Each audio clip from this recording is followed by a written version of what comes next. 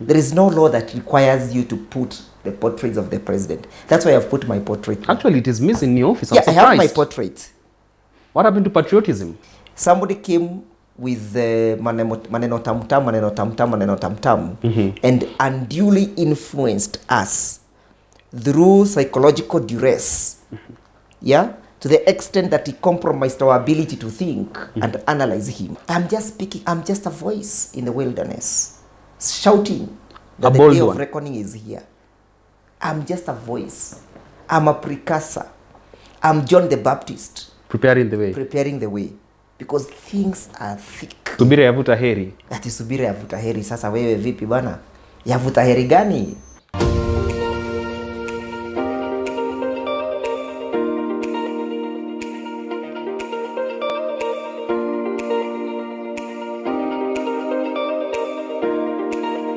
Following the public outcry over the rising cost of living and the general state of the Kenyan economy, is President William Ruto's political oxygen running out, and what does this mean for his legacy? We're going to today discuss on this particular edition of Siasa Brigade what the future portends for William Ruto in the side of Kenya's governance and politics. I'm yours truly, Richard Monjo. Always a pleasure to have you on board. Now to unpack this conversation with me is none other than renowned public scholar and advocate of the High Court of Kenya, the first of his name, Ndegwa Njiru. Yeah, Mr. Monja, how have you been? I have been quite well. A long time. You are traversing Mount Kenya day in, day out. True son of the mountain or what? Well, I do not want to claim that I'm the only son, because there are some individuals who are claiming to be the only Maus children. But we've been in Mount Kenya region because the region is in hue and cry. Really? Oh, yes. The region is in disarray. The region is in a political quagmire. The region has, what you've said, has run out of its political oxygen. But it is that particular region that really embraced the sitting administration during the campaign trail. Yes, because they did so and they are regretting, highly regretting. Highly? The regrets are high. Everybody is crying, oh, unga, the cost of living, the cost of fuel, you know. Even when they pride themselves with the issues of the subsidy fertilizer, in Mount Kenya region, we don't benefit from that because basically we are not a food producing region, yeah, and so the fertilizer does not really benefit us. Number two, our parcels of lands have been reduced into very small pieces of lands that are no longer economically viable. So even if you come with fertilizer or you even give us for free, does not benefit us. Talking matters. Sure. We are coffee producing region.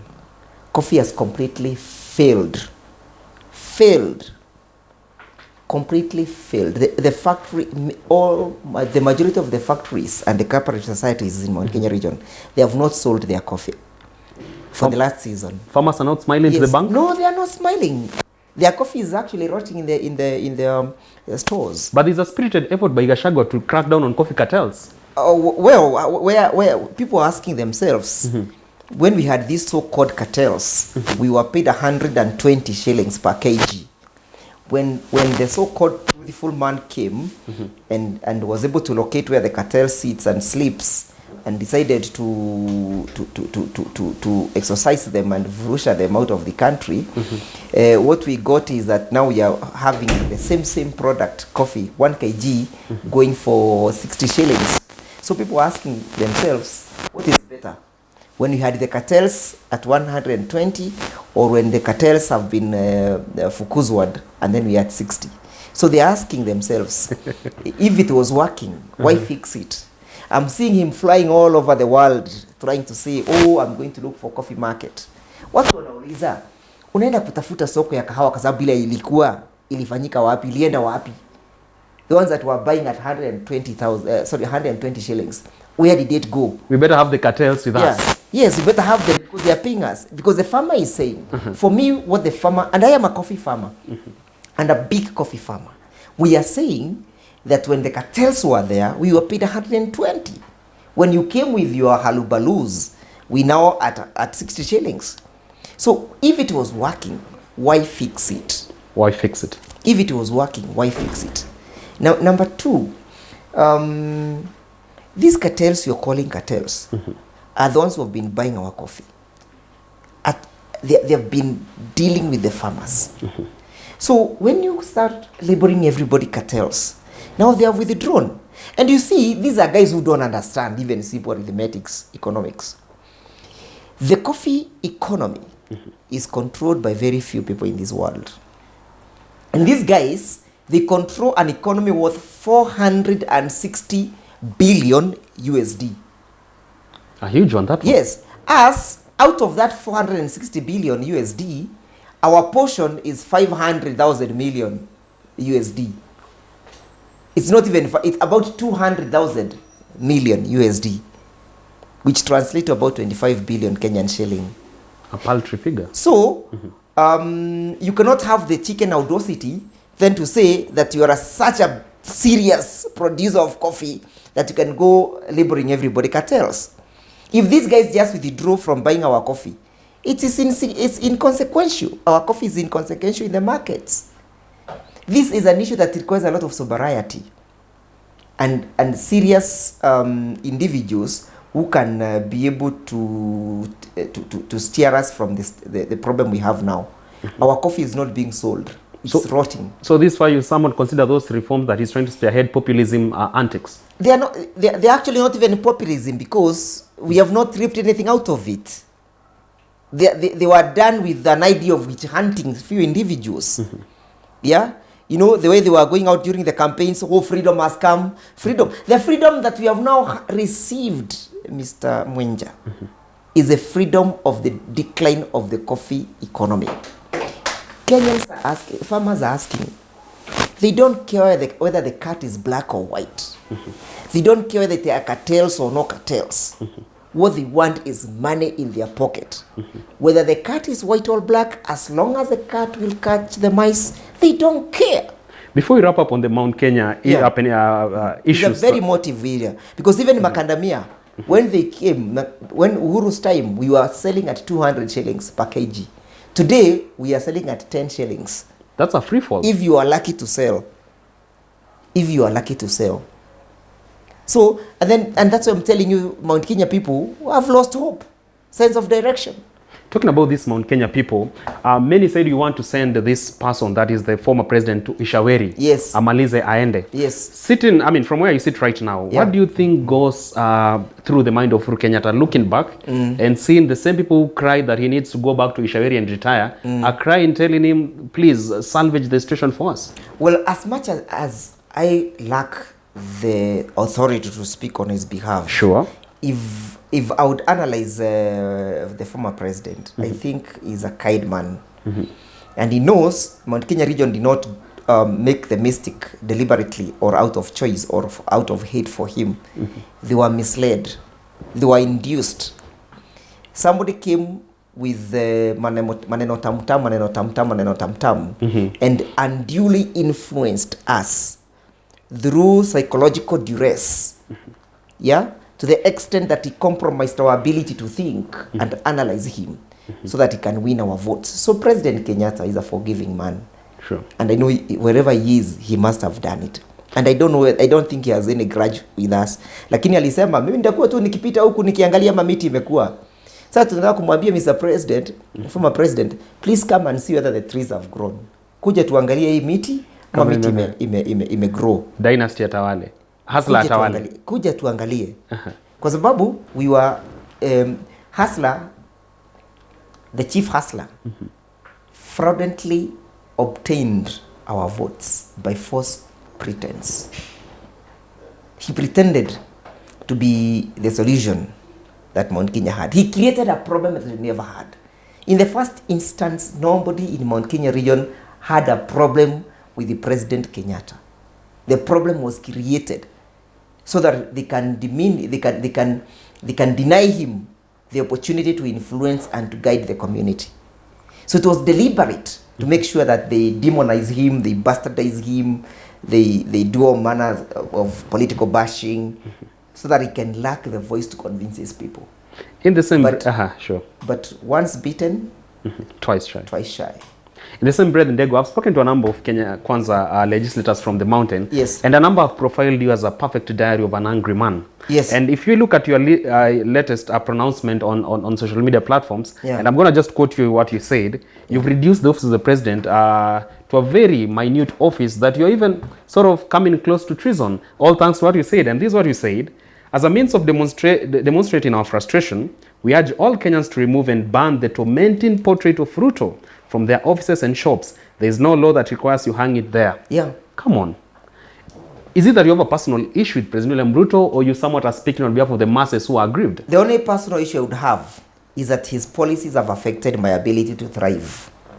It's a personal issue because it has affected our health system, it has affected our education system, it has affected our food security system.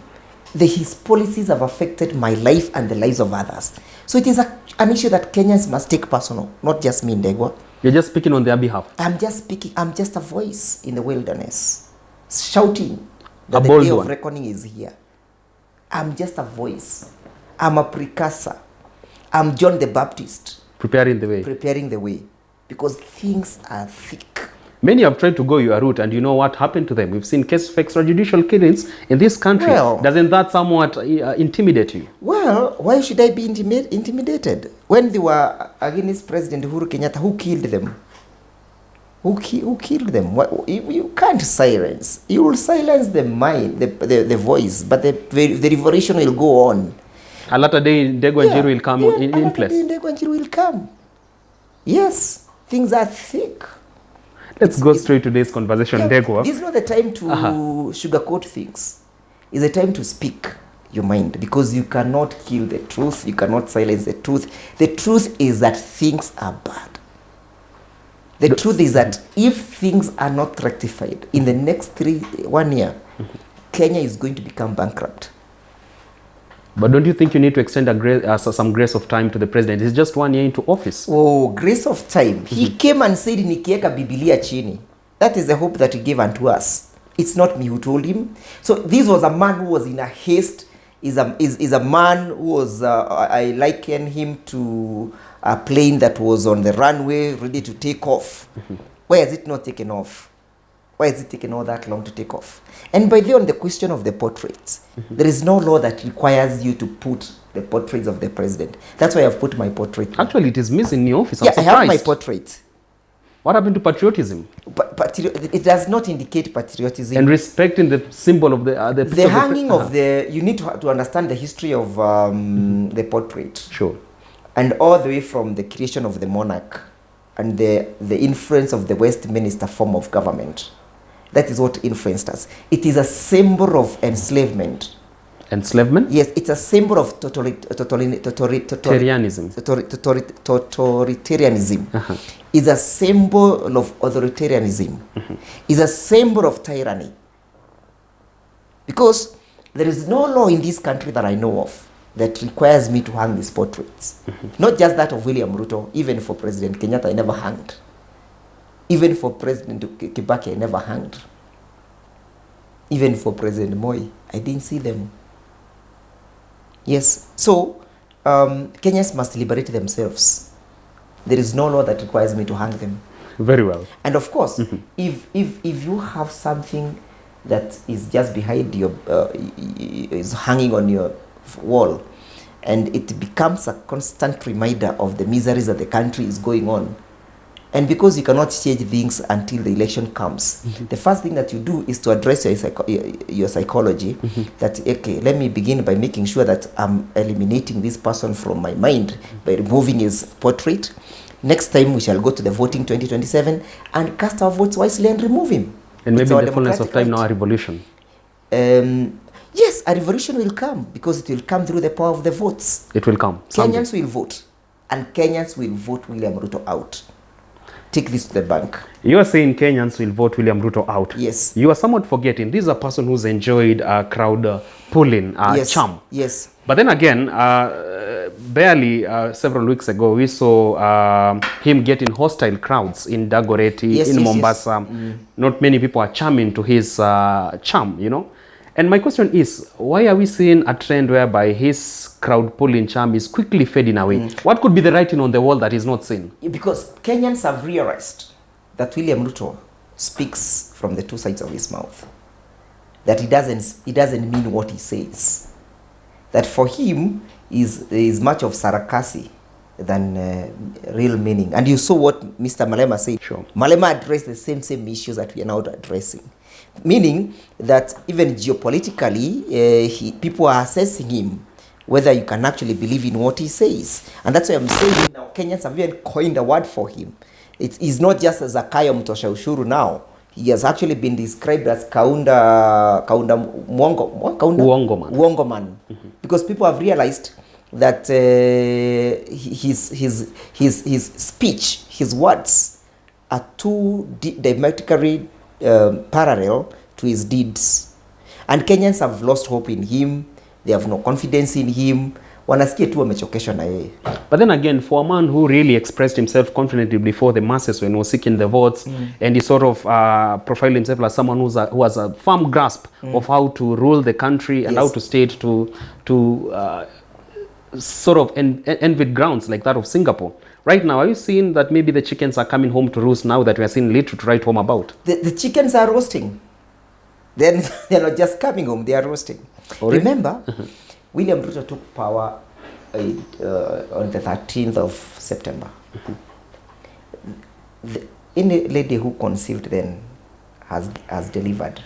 Amezaa mtoto. Na huyo mtoto saizi yako na miezi 6.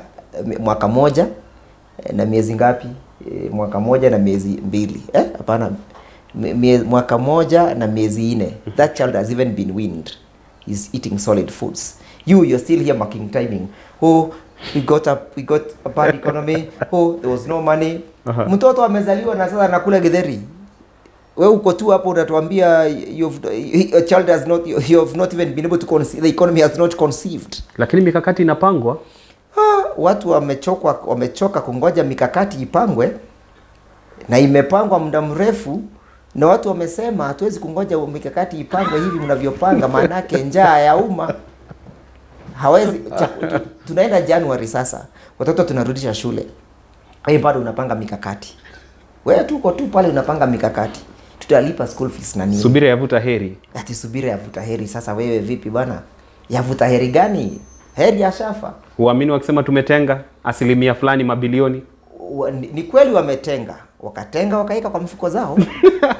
Wanatenga kama ndego zao. Can't you be any polite and kind to this government? We are servicing two loans here.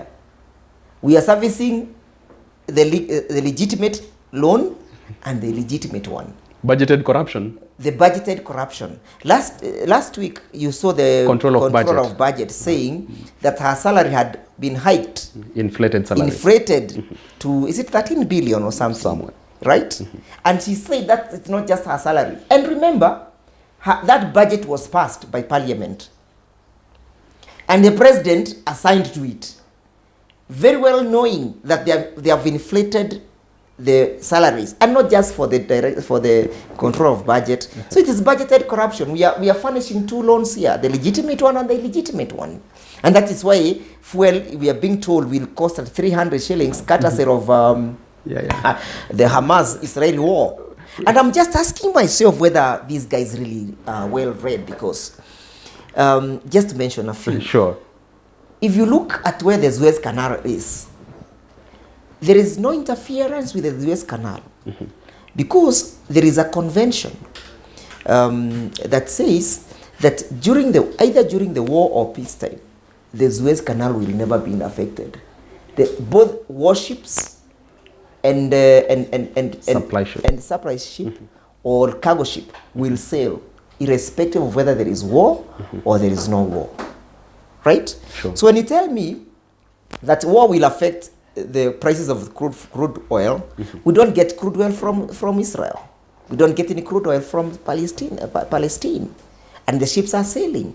So how do you justify 300 shillings per liter?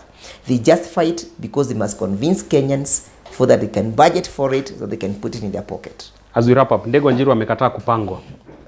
Mimi huwezi kunipanga. Huwezi pangwa. Utanipanga aje? Na utaki mikakati. Mi sitaki mikakati. Na utaki kutengewa mabilioni? Sitaki kutengewa mabilioni. Sitaki. Well, I am contented with the little I have.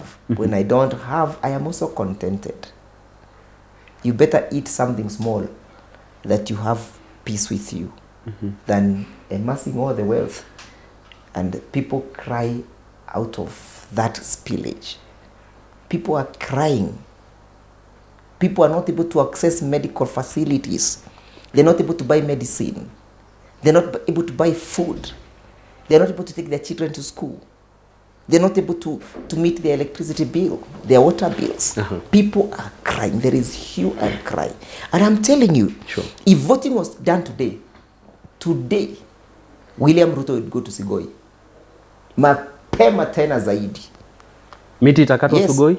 Miti itakatwa. Kwa sababu, even in Mount Kenya region, people are so fatigued and fed up with this regime. But then again, Degwanjiru, maybe you should not lose hope at all, because maybe you're the next case of Harrison Kenga, a transformative journey from charcoal to gold, all thanks to Hustler Fund. Maybe you're just the next Harrison Kenga. Don't you believe that?